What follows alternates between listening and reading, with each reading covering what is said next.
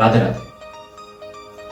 आज रात art and culture पढ़ते हुए मेरे दिमाग में एक सवाल आया, आखिर भारत का सबसे पुराना मंदिर कौन सा, जहां पर लोग आज भी जाते होंगे, जहां पर लोग आज भी पूजा करते होंगे। फिर मुझे पता चला एक ऐसी मंदिर जिसकी पौराणिक कथाओं को हमसे छिपाया गया।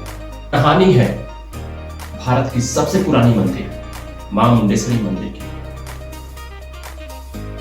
जो बिहार के डिस्ट्रिक्ट कैमूर में स्थित है। वही जगह जहां पर गुरु द्रोणाचार्य जहां के राजा हुआ करते थे। समुद्र तल से 6000 फीट ऊपर पौड़ा पहाड़ी की चोटी पे बसा है मां मुंडेश्वरी मंदिर।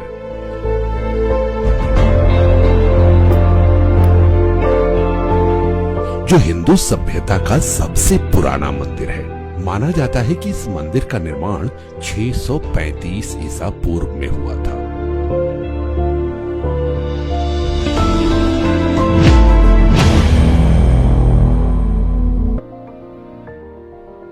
इंडिया की माने तो यह मंदिर 108वीं ईस्वी से भी पुरानी है। कोई कहता है कि इसे उदय सिंह नाम का एक राजा हुआ करते थे जो इस मंदिर को बनाए। कोई कहता है कि साक एम्पायर ने बनाया, कोई कहता है कि गुप्ता एम्पायर ने बनाया। इवन ये भी क्लेम की जाती है कि इसे मौर्यन एम्पायर ने भी बनाया है। मुंडेश्वरी इंस्क्रिप्शन जो कि अभी पाई गई है, उसकी लगभग कुछ इंस्क्रिप्शंस को पटना म्यूजियम में, कुछ को कोलकाता म्यूजियम में रखी गई है। यहाँ से कुछ चीजें मिलती हैं कि कितनी पुरानी है। एक द्रुतगामी श्रीलंकन किंग हुआ करते थे जो यहाँ पर ये आए हैं। एक ह्यूनसैंग नाम के चाइनीज ट्रैवलर है जो कि हमारे हिस्ट्री बुक में काफी फेमस है। इन्होंने अपनी किताब the great Tang dynasty of the western region में लिखा है, पटना के साउथ वेस्ट में 200 किलोमीटर दूर एक ज्योति है, एक प्रकाश की ज्योति है जिसका नाम मुंडेश्वरी टेम्पल है। इसकी पहली photo Thomas Daniel and William Daniel, जो कि इंग्लैंड के बहुत मशहूर पेंटर हुआ करते थे, उन्होंने इस मंदिर की पेंटिंग रखी और दुनिया के सामने रखा। पर ये सारी चीजें डिबेट एंड डिस्कशन का टॉपिक है, जिस पर हिस्टोरियन काफी डिबेट करते हैं और इसको फाइनल रिपोर्ट आने में काफी वक्त है, काफी इस पर रिसर्च चल रही है। इस मंदिर की माने तो इस मंदिर में मुख्यतः भगवान शिव और मां दुर्गा की पूजा की जाती है, जिन्हें हम प्यार से मां मुंडेश्वरी कहते हैं। पर रोचक बात तो यह है कि इस मंदिर के मुख्य देवी मां दुर्गा के पीछे एक रोचक कहानी, एक माइथोलॉजिकल स्टोरी है जो यहाँ के लोग अक्सर बताते हैं। और वो कहानी ये है कि चंड और मुंड नाम के दो राक्षस हुआ करते थे, जो कि इसी जगह पर सारे लोगों की मां हत्या किया करते थे। और उन्होंने मां की पूजा की और मां दुर्गा खुद आई और मुंड नाम के इस राक्षस का विनाश किया। तब से मां दुर्गा को हम मां मुंडेश्वरी के नाम से भी जाने जाते हैं और यहाँ पूजे जाते हैं। स्टूडेंट की माने तो यहाँ पर भगवान विष्णु की पूजा हुआ करती थी। धीरे धीरे वो विष्णु भगवान की वो प्रतिमा खत्म हो गई और फिर भगवान शिव की पंचमुखी शिवलिंग को स्थापित किया गया। फिर चेरो रूलर हुआ करते थे जो कि कैमूर हिल्स के पर उस वक्त पे राज करते हैं। उन लोगों ने मां दुर्गा की वो प्रतिमा को वहां पर चढ़ाया। पर evidence and lack of evidence, ये तो पार्ट ऑफ रिसर्च है, बात आती है। पर यहां बात तो आस्था की है, उस कल्चरल हिस्ट्री की है, उस ट्रेडिशन की है, उस प्रोसेस की है जो यहां हजारों साल से चली आ रही है। एक दुनिया की सबसे अनोखी प्रथा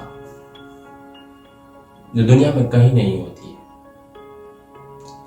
उस प्रथा का नाम है सांकेतिक बलि, या फिर यूं कहें अहिंसक बलि। जिन्हें हम अपनी भाषा में कहते हैं, के सामने समर्पण करना अपनी चीजों को।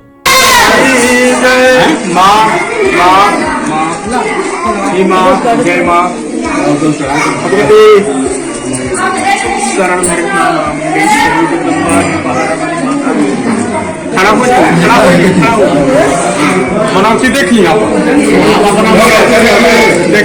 देखिए जो भी मनत है आपका परिपक्व है, बोलो सच्चे दरबार की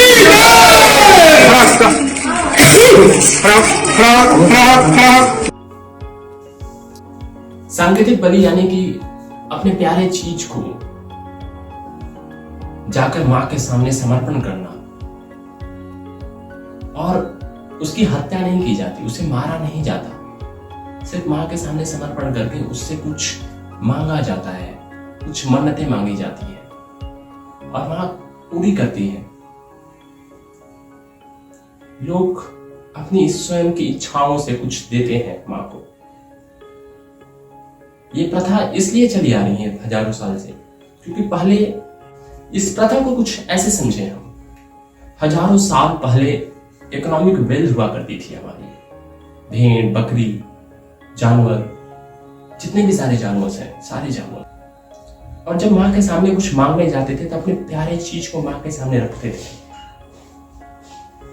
जो वही प्रथा आज भी चली आ रही है, और इस प्रथा में उसकी हत्या नहीं की जाती। मैं खुद भी बलि के खिलाफ हूं। मैं मानता हूं भक्ति को, मैं मानता हूं सनातन रिलीजन एक भक्ति रिलीजन है। यहाँ पर हत्या करना उसी तरह से पाप है। हाँ, मुझे पता है कि यहाँ पर कुछ लोग लॉजिकल होंगे और सोचेंगे कि यार कैसे हो सकता है, एक फूल को एक उस जानवर पे मारने पे वो बेहोश हो जा रहा है और फिर उसी फूल को उस पर फिर से किया जा रहा है और वो फिर उड़ जा रहा है। लॉजिकल होना अच्छी बात है, पर उस आस्था को मार के नहीं, उस आस्था के पीछे उस प्रोसेस को समझना, उस बिलीफ को समझना, वो इम्पोर्टेंट है। और इस पर काफी रिसर्च हो रही है और किसी ने भी इसका प्रोसेस, इस चीजों को कोई फुल प्रूफ नहीं दे पाया। इस बात को समझाने के लिए हम कुछ एक थ्योरी है जो काफी इंपॉर्टेंट है। थ्योरी ऐसे कहते हैं कि इंसान 1% चीजों को जानता है। इस ब्रह्मांड के कुल चीजों का 1% इंसान जानता है, और 9% वो इंसान ये जानता है कि हम उस बारे में नहीं जानते हैं। लेकिन बाकी 90% के बारे में वो इंसान जानता भी नहीं है कि उसके बारे में हम जानते भी नहीं। इंसान ब्रह्मांड की बहुत छोटी सी कण है, पर इतनी सारी चीजों के बारे में और अपने आप को लॉजिकल करना, इतना ज्यादा लॉजिकल करना कहीं से भी प्रूफ नहीं किया जा सकता। हाँ, आपके पास प्रूफ है तो आप इसको बताइए, गवर्नमेंट इसका आदर करेंगे। इस मंदिर को हिस्ट्री में बहुत लोगों ने तोड़ने का कोशिश किया। इवन माना जाता है कि औरंगजेब ने इस मंदिर को तोड़ने की कोशिश की। जो इसका प्रूफ है, प्रूफ ये है कि मंदिर के चारों किनारे आपको कुछ चीजें मिलेंगी, इसकी रिमेन्स मिलेंगी जो टूटी हुई हैं, गिरी हुई हैं। ये शो करता है किसी ने इसको तोड़ा है। और वो मंदिर आज भी एक कला का एक केंद्र बना हुआ है, एक प्रथा का एक केंद्र है जो कि इस दुनिया में कहीं नहीं होती है। सरकार ने 2 करोड़ रुपए यहां पर चीजों को डेवलपमेंट करने के लिए, इंफ्रास्ट्रक्चर को डेवलप करने के लिए सैंक्शन किया है, जो कि वहां पर काम चल रही है और बहुत अच्छी बनाई गई है। अभी उसको पता है अभी भी वहां पर काफी चीजें की कमी है। उस मंदिर की मार्केटिंग कम की गई है,